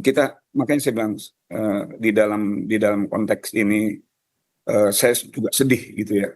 Dan ini peringatan Allah dimulai dari peringatan Tuhan dimulai dari longsornya Banjarnegara dan Cilacap, ya kan? Itu kan kering, ya kan? Di satu sisi. Nah sekarang ini basah di 3 provinsi. Apa kita masih mau menyalahkan yang disebut dengan tadi Badai siklon Strom, apa namanya? Ya, tropis senyar ya Pak. Senyar. Ya. Saya kembalikan ke Mas Edo sama Mbak Eza. Ya. Itu kan. Saya kembalikan juga ke pemerintah Pak. Pemerintah juga harus ikut menjawab itu ya. Jangan cuma kita berdua doang. Anyway, nyambung lagi Pak Hadianto, kita singkat saja soal ini Pak. Status bencana nasional ini Pak, saya sih cukup yakin ya, apapun statusnya harusnya kita semua ikut bahu-membahu supaya ini bisa cepat-cepat bisa dituntaskan gitu, dan masyarakat Indonesia cukup aware akan hal-hal seperti itu gitu. Tapi seberapa urgent sih Pak status bencana nasional ini untuk bisa diterapkan agar bisa memulihkan dan juga membantu teman-teman kita di sana yang terdampak sesegera mungkin, Pak Oke. Hadianto? Kalau kita bicara tentang bencana kemudian ditarik ke dalam sebuah status bencana nasional, itu tentunya kita harus mengacu kembali ke dalam Undang-Undang 24 2007. Ada di pasal 7 ayat 2. Ya, di situ dikatakan bahwa menentukan sebuah bencana di dalam darurat nasional itu setidak-tidaknya bahwa sebelumnya pemerintah daerah atau provinsi yang mengalami status tanggap darurat itu memiliki sebuah bukan kesepakatan, tapi sudah melihat situasi kondisinya adalah ketidaksanggupan penanganan darurat bencananya. Nah, sekarang kita melihat besaran wilayah yang terdampaknya kayak apa. Kekurangan sebab akibat ekonominya seperti apa. Dan yang terpenting adalah apakah ketika kita mau menyebut tadi sebagai satu status bencana nasional, itu kan akan melahirkan mekanisme baru di dalam sebuah proses anggaran. Tidak kecil itu Mas Edo, Mbak Eza. Ya, nah sehingga saya yakin BNPB, pemerintah dalam hal ini punya kehati-hatian. Apalagi Presiden sudah menyatakan akan mengkaji itu. Dan betul, mengkajinya tidaklah mudah. Gitu ya. Kenapa? Karena status bencana nasional yang pernah ditetapkan oleh Indonesia ketika COVID-19 ya tahun 2004 ya 2020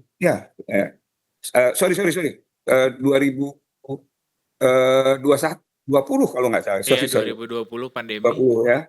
Itu saja sudah memiliki 2 hal bencana yang besar, di antaranya tsunami Aceh 2004 itu kan bencana nasional. Mhm. Berapa besar gangguan ekonomi yang terjadi di dalam sebuah sistem eh, anggaran eh, APBN negara? Ya. Mhm.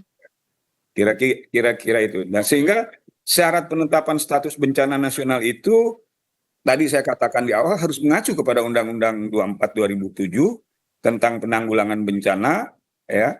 Dan pemerintah pusat memiliki kewenangan menetapkan status itu, ya, berdasarkan besarnya dampak dan kemampuan daerah dalam menangani situasi. Ya, bisa bayangkan itu. Kira-kira itu, Mas. Siap. Mas Edo, Mbak Eza. Mhm.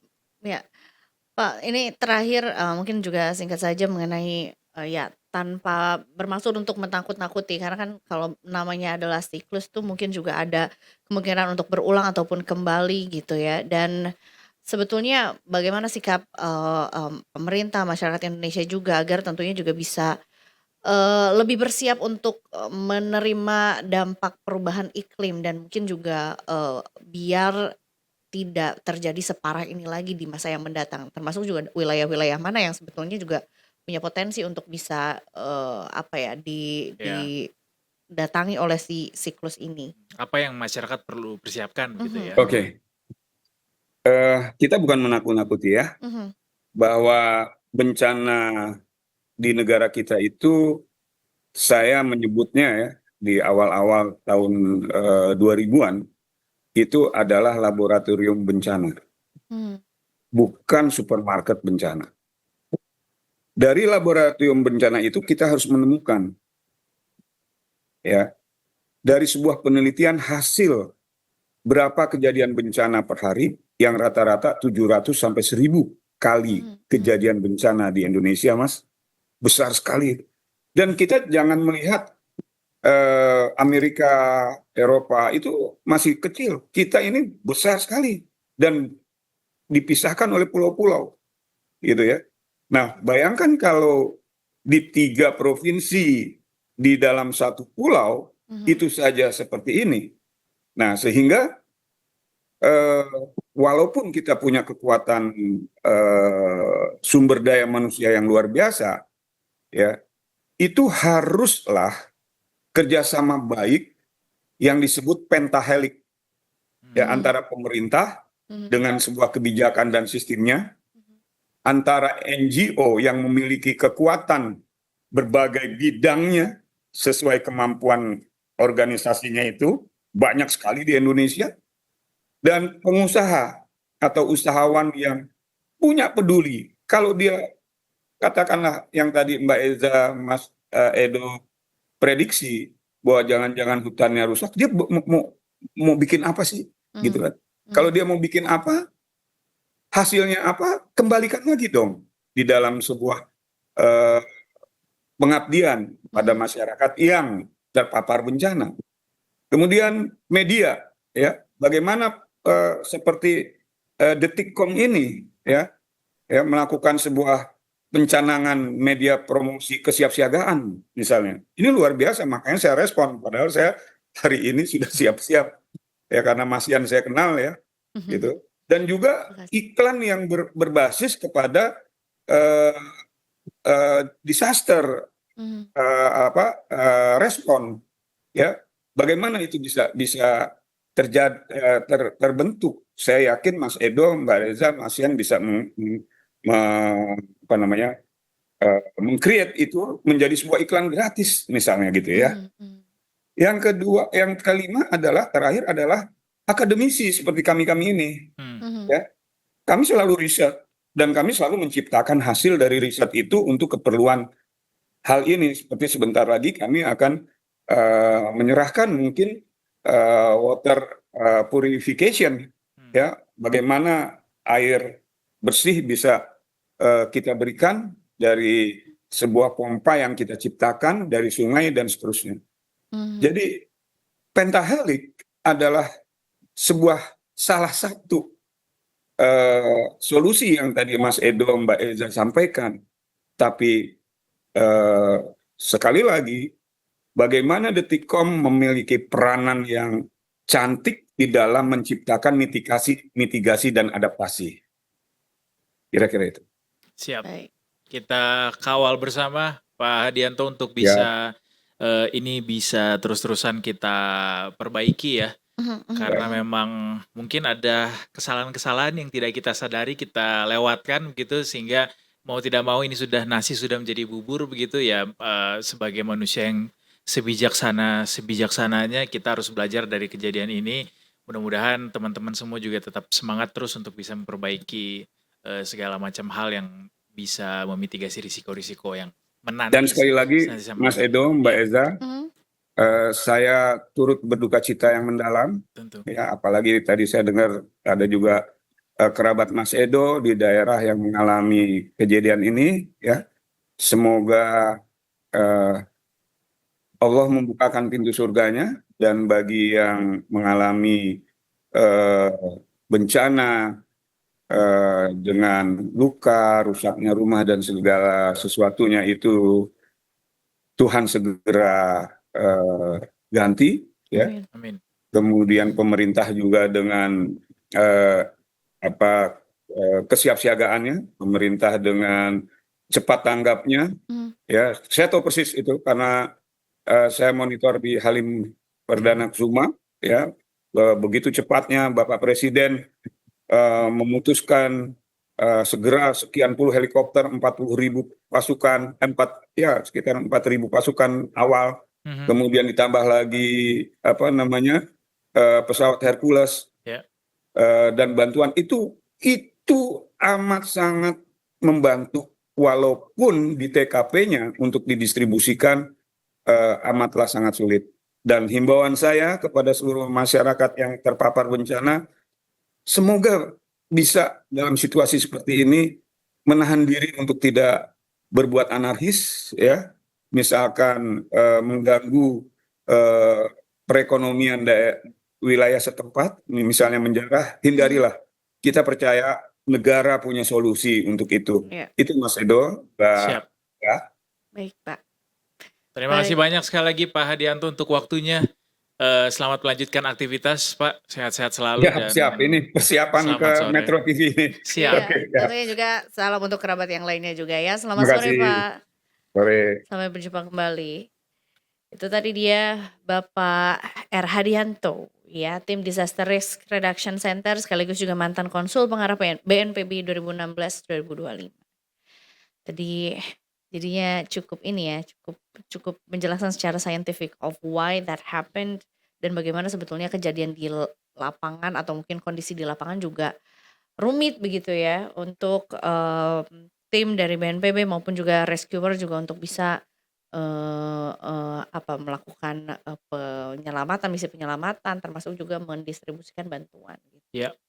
Kita break dulu ya Detikers. Habis ini kita akan kembali lagi dengan sesuatu yang mudah-mudahan bisa menghibur kita semua. Karena habis ini kita akan menyaksikan live performance dari musisi asal negara tetangga. Tapi kayaknya saat ini ingin berfokus karir di Indonesia katanya. Bukan salah lagi karena memang juga lagunya juga banyak yang berkolaborasi dituliskan bersama dengan musisi Indonesia ya. Dan tentunya sebenarnya Detikers kalau misalnya dengar 1-2 lagu ya di luar album yang terbaru yang baru dirilis juga sebenarnya juga cukup familiar sama musisi satu ini ya. Nanti habis ini kita akan ngobrol-ngobrol juga bersama dengan Sezairi. Sesaat lagi Detikers tetap bersama kami tentunya cuma di Detik Sore. Enggak cuma hore-hore.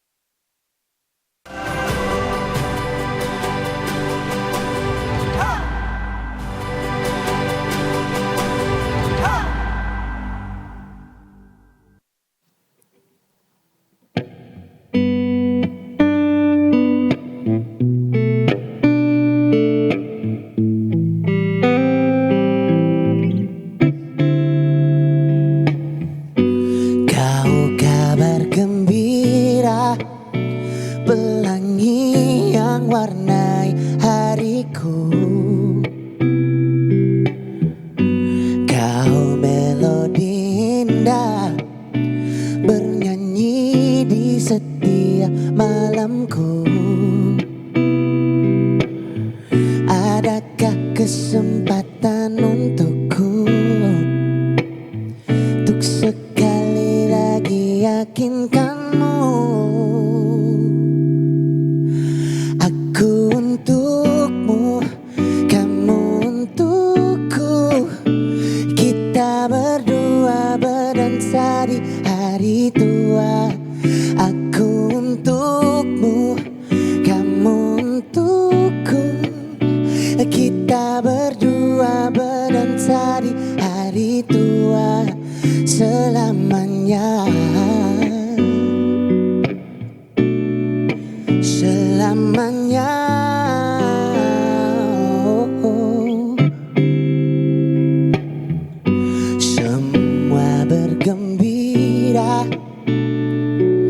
melihat senyum cantikmu di manis senja. Hatimu terindah, janji selamanya kan selalu ku jaga. Adakah kesempatan untukku untuk sekali lagi yakinkanmu, aku untukmu, kamu untukku. Kita berdua berdansa di hari tua. Aku untukmu, kamu untukku. Kita berdua berdansa di hari tua. Aku untukmu, kamu untukku. Kita berdua berdansa di hari tua. Aku untukmu, kamu untukku. Kita berdua berdansa di hari tua selamanya. Yeah, I just wanna love somebody, somebody like you, you. Ooh.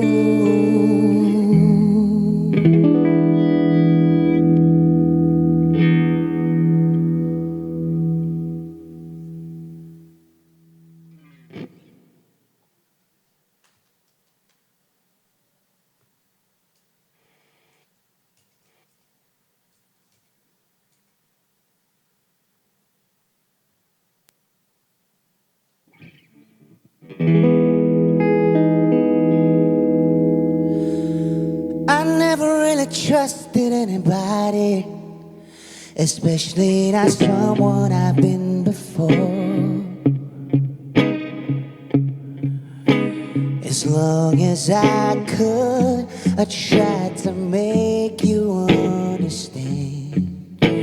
As far as I could, I tried to be the bigger man. How did I ever believe in all the stories that they told me, that I had to be worthy to be loved?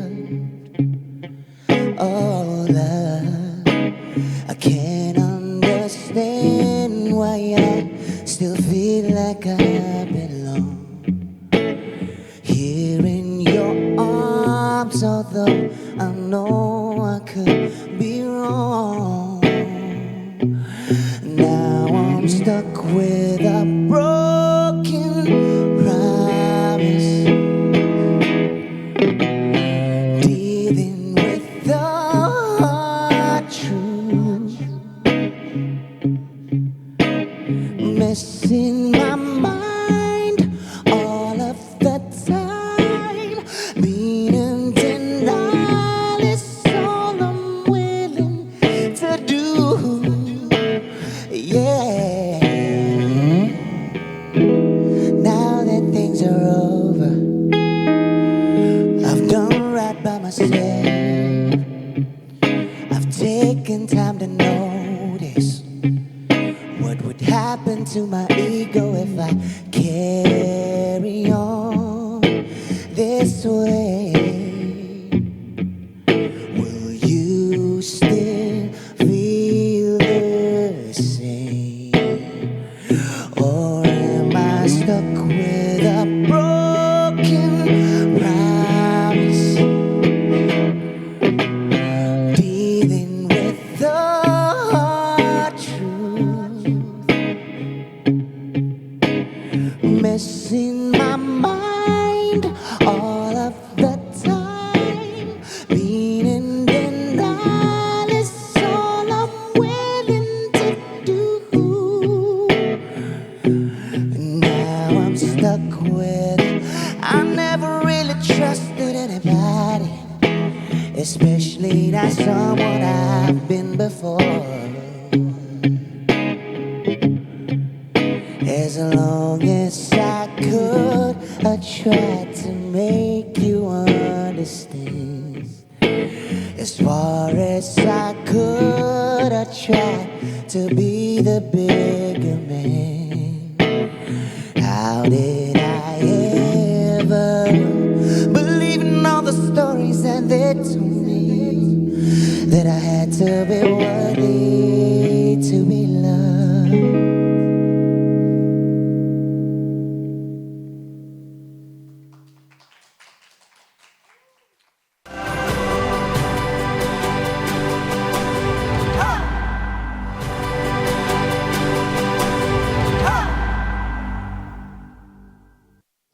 So, Detik Sore is back, Detiker. Setelah tadi dibuka dengan cukup manis juga ya. Menurut gue sih manis banget. Lagunya, liriknya, suaranya ya. Yang tentunya juga menjadi pembuka sekaligus penutup sebenarnya di Detik Sore juga. Karena gue bilang we need something fresh this month. Karena mungkin juga dengan segala sesuatu yang terjadi kayaknya juga butuh semacam soundtrack gitu untuk menemani sore-sorenya kita ya. Banget, tadi kan kita udah disuguhkan dengan 2 lagu yang cukup hangat menemani kita di suasana yang cukup dingin ini. Di dalam studio sih. Di dalam Dinginnya studio. gue gak tahu Kayaknya kalau di di luar luar. juga deh ya. Tadi habis hujan soalnya kan. Iya. Langsung aja kita sapa bintang tamu kita hari ini di Sunset Talk ada Sezairi. Halo. Hai, apa kabar? Baik sekali, how are you? Good, terima kasih. Terima kasih udah jauh-jauh datang dari Singapura ya. Enggak jauh lah, cuma enggak ya? sejam gitu Jam aja. setengah. Actually jauh lah, tapi Jauh tuh sebenarnya kalau jalan kaki ya. kalau jalan kaki jauh lah. Tapi sebenarnya juga dibilang welcome to Jakarta or Indonesia kayak udah lama berkecimpung juga bermusik di Iya Indonesia sih. juga sebenarnya ya. Nah Iya. pertanyaan gue adalah udah pernah pilates di Jewel belum? Belum. Malah nggak pernah pilates sama sekali sih. Jadi tapi pengen. Tapi lo paling suka terminal berapa? Apa sih? Terminal berapa ya? Terminal Di baru Changi. tuh. Terminal di Changi, terminal 3 paling enak. Oh iya. Terminal 3 ya guys. Guys itu headline ya, Sezairi paling suka terminal 3. Karena terminal 3 itu ada ini apa tuh? Movie theaternya apa ya? Oh I see. Ya. Oh, Bukannya gua di nggak tiap terminal ada movie Iya, theater ada ya? movie theaternya di Oke, Terminal 3. see. Oke, enough about Changi Airport ya. Tapi gue cuma bercanda aja karena gue tahu dia datang dari Singapura dan kayaknya kita cukup fair juga ngomongin soal Pilates yang di bandara ya cuma Singapura doang gitu yang punya. But anyway soal si 2 lagu yang tentunya tadi dibawakan cukup hangat juga. Walaupun sebetulnya Detikers albumnya juga the full album was already released in October di bulan Oktober lalu juga dan cukup ya nggak cuman warnanya yang merahnya lebih ke merah hangat ya, bukan merah yang membara marah gitu. Tapi juga diisi dengan lagu-lagu yang juga cukup hangat. So what is it about the whole album sebenarnya? Jadi judul album ini The Art of Surrender sebenarnya the art of menyerah diri kepada segala-galanya gitu. Ya, and ini merupakan album aku yang kelima. Jadi setelah beberapa tahun berkarya ini kayaknya rasa seperti pengennya musik dan inti lagu yang lebih matang dan lebih refleksi pada manusia yang aku sekarang ini, who I am right now gitu. Jadi yalah ini album yang menceritakan tentang menyerah diri kepada takdir, menyerah diri kepada cinta, menyerah diri kepada segala-galanya lah gitu. What is the definition of surrender by Sezairi? Menurut aku surrender itu softness sih. Oh, Ya, surrender itu satu act yang menunjukkan bahwa kita bisa lembut dengan cara kita, dengan segala macam yang di sekeliling kita tuh kita bisa hadapi dengan lembut. Itu yang gue percaya sih. Ya, gue percaya bahwa everything needs a bit of softness and everything needs. The world is super hard sekarang kan. iya. Ya, banyak musibah dan So banyak. you used to be that hard. I used to be really hard. Then I got married and then sudah nikah katanya terlalu hard kan. Jadi makin soft. But I really believe ya yang mungkin pada saat ini di dunia kita perlu a little bit of softness, a little bit of empathy, and a little more care for each other sih. Dan itu yang dituangkan juga di The Art of Surrender Iya. juga gitu ya. Dan dari info yang kita dapat sebenarnya juga awalnya lagunya pengen dibikin lebih ke ngasih nuansa Childish Tropical? Gambino. Iya, no. Bukan ya? Tapi Did you kayak just say Childish Gambino? Iya, Childish Wow. Gambino gitu. Oke, Tapi cool. iya kan, tapi Idola gue ternyata tuh. Out justru ini mengeluarkan sisi warna yang lain dari Sezairi yang mungkin sebetulnya the very first song that I listened adalah It's You gitu. Jadi sebenarnya ketika album ini keluar dan didengarkan lagunya juga sebetulnya I kind of have a hint from the softness dari lagu-lagu sebelumnya juga gitu. Gimana akhirnya prosesnya sampai akhirnya ini complete The Art of Surrender akhirnya terlahir gitu? Actually pengennya dari dulu, aku pengennya jadi dari kecil lagi pengennya jadi produser musik. Oke. Jadi waktu dulu di kuliah juga belajar produce music gitu, music production. Tapi ternyata things happen and then tiba-tiba jadi juara idol, tiba-tiba jadi kehidupan gue ini semua berlaku dengan secara tiba-tiba gitu. Tiba-tiba jadi penyanyi, tiba-tiba ada kontrak, tiba-tiba ada album, tiba-tiba kerja ini. And then impian gue untuk menjadi seorang musik producer selama ini kayaknya ditundur gitu.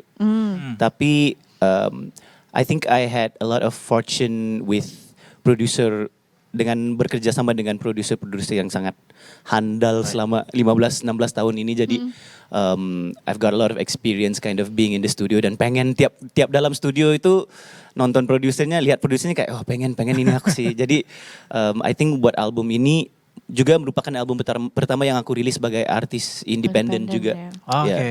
Jadi 2025 Sezairi artis independen. Wow. Jadi cukup banyak yang pertama ya di album terakhir ini ya. Iya, mungkin terlalu banyak yang pertama ya. Tapi menurutku dengan cara ini aku benar-benar dapat ngerasa musik itu seperti yang sejujurnya yang aku pengenin, you know. And I feel like aku seorang musisi yang pengen lakukan segala-galanya gitu. Pengen atau walaupun enggak pengen tahu gitu, you know, like I want to know everything that's happening in my music and to get to produce my own music and hasilnya seperti ini aku agak bangga dan agak happy sih akhirnya dapat. Jangan agak dong, harus. Terima kasih. harus Iya dong, harus banget sama harus karya dengan sendiri. bangga dan Terima harus kasih. dengan happy Betul. juga. Termasuk menggait nama yang cukup familiar juga di dunia musik Indonesia. Teddy Aditya cukup banyak mengisi mengisi ya nama-nama dalam beberapa lagu juga di album ini juga gitu ya. Teddy itu satu teman yang agak mirror gue sih. Oh. Banyak di antara teman kami kata, waktu dulu kita belum ketemu, banyak yang kata, you have to meet Teddy, dia mirip sama lu gitu. In terms Jadi, of what? In terms of just, I don't know, personality or outlook iya. on life. And tiap kita ngobrol tuh pasti berjam-jam gitu. Ngobrolannya Teddy itu deep banget, jadi obrolannya jadi deep gitu. Ngobrolnya sambil riff and run juga nggak? Iya, riff and run, walk, segalanya, swim, semua. And then, kita sering nulis bareng di Jakarta kan. Jadi kali ini aku kata, why not coba nulis di Singapura. Jadi we spend a couple of days workshop di Singapura. Dan pengennya aku dalam album ini untuk benar-benar merefleksikan hidup aku kan sebagai seorang Singaporean yang bilingual. Separuh dari album ini dalam bahasa Indonesia dan separuh dari album ini dalam bahasa Inggris. Oh. Jadi I feel like it's a proper reflection of siapa Sezairi sih. Dan album ini adalah album yang paling banyak bahasa Indonesianya juga ya. Iya, iya. Paling banyak sih. Udah album kelima apakah masih perlu untuk memperkenalkan ini loh Sezairi gitu ke halayak? Buat aku tiap album itu baru sih. Ya. To me what makes it fun is tiap album gue bisa jadi seorang yang baru gitu. Jadi tiap album pasti punya proses yang beda dari aspek konsepnya. And I always feel like so excited to be, kita dapat album yang baru, kita bisa coba hal yang baru sih. Aku bukan tipe orang yang suka buat hal yang sama gitu, cara yang sama. Jadi for me, untuk pendengar-pendengar yang udah kebiasaan dengar sound Sezairi di zaman It's You itu, sudah pasti masih ada. Cuman I feel like intinya sekarang lebih matang dan lebih, mungkin sedikit lebih deep dan sedikit lebih, showing who I am as a person gitu. Secara musik dan lirik, eksplorasi kayak apa yang dilakukan untuk album ini? Apakah ada pendekatan berbeda mungkin dari secara kreativitas? Ini masih semua lagu-lagu dari lensa cinta sih. Ya, I think the lens of looking into album lirik dan inti liriknya masih tentang seorang manusia yang lagi belajar untuk jadi manusia gitu.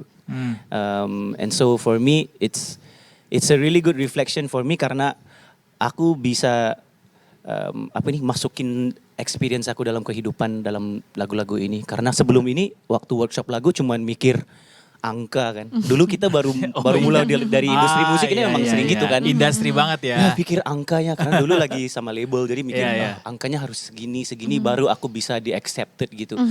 Tapi sekarang setelah 16 tahun aku pikirnya kayak gue pengen lagu gue ini everlasting sih gitu. So can we say album ini adalah album yang paling sezairi? Menurut aku ya album yang paling sezairi tapi sudah pasti tiap manusia itu akan berubah. Ada eranya ya. Ya, tiap manusia itu pasti akan berubah sih as you grow older kan. Jadi ini sezairi mungkin buat masa sekarang. Tapi buat in the future I'm not sure.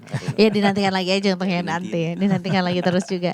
Yang menarik tadi juga sempat dibawakan juga Broken Promises. Oh ya. I would love to know what's the story behind Broken Promises. Broken Promise ini menceritakan tentang kali pertama yang orang tua kita menyakiti kita gitu. POV-nya adalah orang tua. It's not that obvious kan, tapi lagunya menceritakan tentang ini aku nulis lagu ini karena aku sudah capai usia di mana orang tuaku pertama kali sakiti anak-anaknya gitu. You know, perspektifnya gitu. Jadi I've reached an age where dulu aku di ini oleh orang tuaku, tapi sekarang aku sudah di umur yang dia dahulu kan. Akankah aku buat hal yang sama gitu. Right. Jadi lagu ini tentang itu, like will I do the same things? Will I look for validation? You know, will I be the same as my old folks are gitu. Jadi lagu ini menceritakan tentang tiap generasi itu pasti akan ada hal yang mereka sadar tentang orang tua mereka. Dan tiap generasi itu pasti ada punya niat dan keinginan untuk memperbaiki diri buat generasi yang akan datang gitu.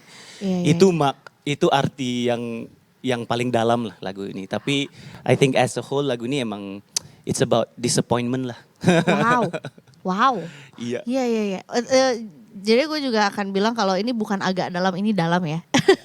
Ya dan tentunya juga ya ngomongin soal apa tuh biar nggak ada luka yang diturunkan gitu ya. Iya sih. Biar nggak ada trauma buat generasi yang kami is quite important kan karena kami punya informasi aku sebagai seorang milenial kan aku hidup dari era yang belum ada internet sampai sekarang era yang ada internet kan. Jadi kita punya banyak transisi sebagai milenial dan juga aku punya banyak informasi yang dulu orang tua aku punya, mungkin mereka nggak ada informasi tersebut kan. Ya.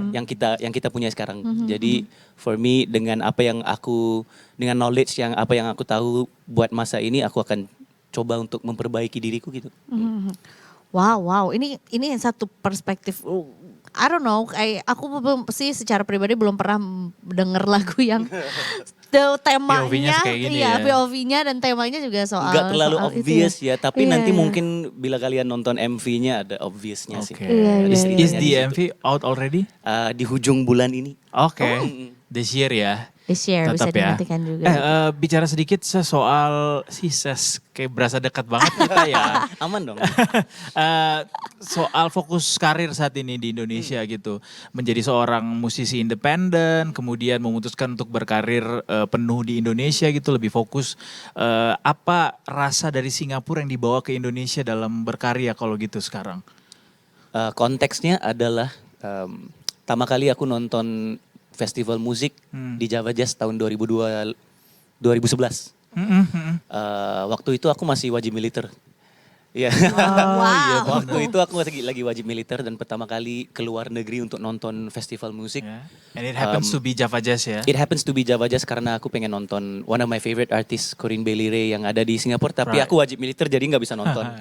Jadi dia manggung di Java Jazz, ya yuk beli tiket langsung ke Java Jazz gitu. And then itu kali pertama aku, karena di Singapura itu kita banyak artis internasional kan. Dan konser-konser semuanya artis internasional. Betul. Jadi ini kali pertama yang aku nonton festival musik yang artis lokalnya ada panggungnya lebih gede dari artis internasional.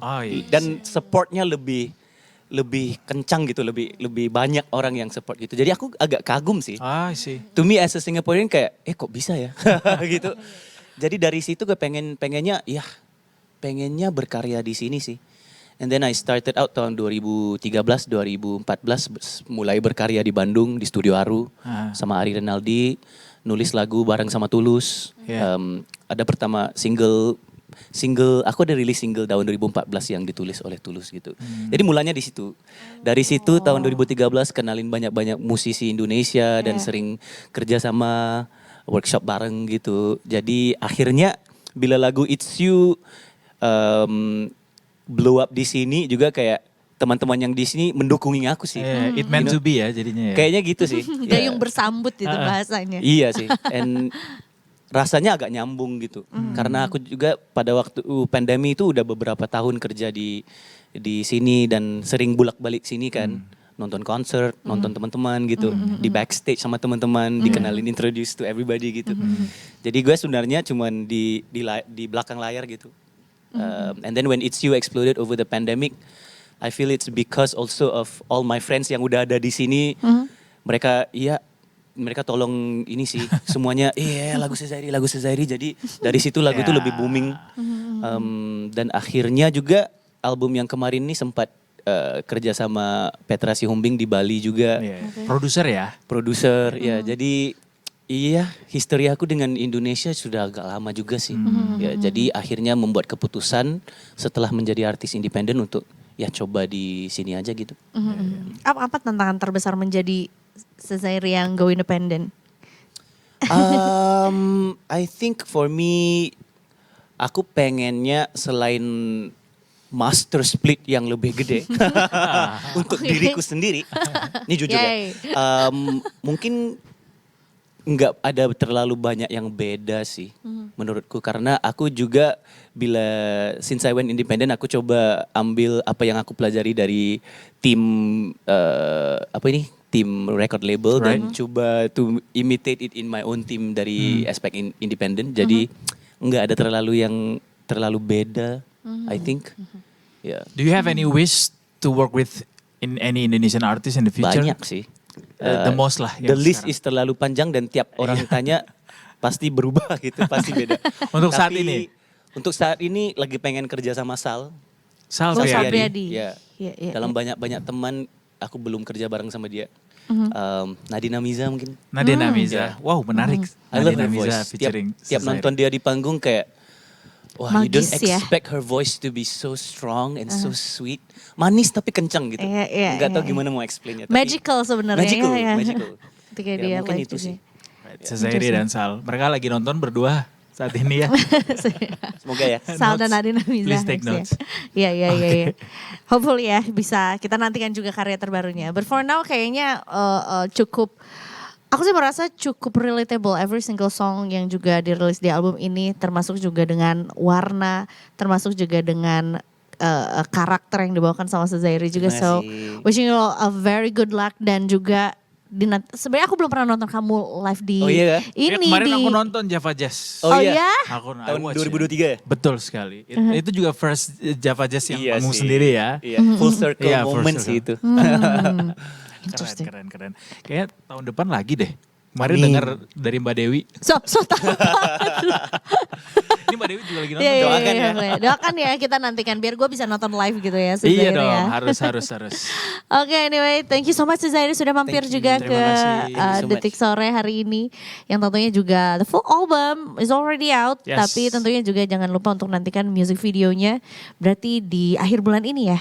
Akhir Desember berarti ya. Soalnya ini udah Desember ya. Bener, akhir tahun. Akhir tahun nanti ya. Sambil nonton Kembang Api sambil nonton Sezairi. musiknya Sezairi ya. Broken Promise.